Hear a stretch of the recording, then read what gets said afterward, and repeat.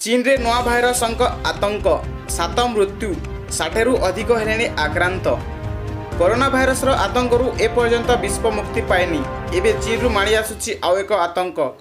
चीन रे देखा देछि आउ एक नवा तथा भयंकर भाइरस। एही नवा संक्रमण भाइरस रे चीन रो 7 जनकर मृत्यु घटलाणी, 60 रु अधिक आक्रांत हेलेणी।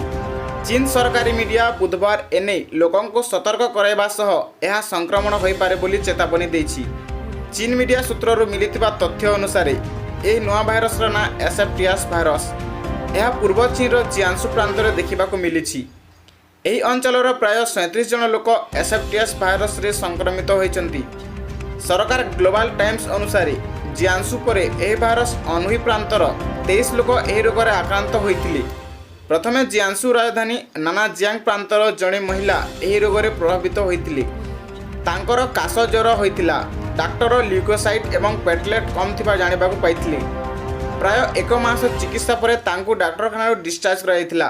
मिलिथिबा रिपोर्ट अनुसार अनहुई एवं पूर्व चीन जेयांग प्रांत में अति कम 7 जनकर इतिमध्य मृत्यु घटलाणी।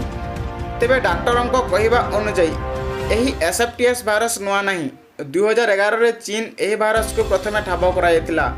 गवेषकों कहवा अनुसार संक्रमण पशुओं शरीर संक्रमित होता है। यही भाइरस पशुओं शरीर में लगी रहुथिबारु एक पोक जहाँ मनुष्य शरीर प्रभाव विस्तार करने संक्रमित हो पारे बोली सूचना मिली।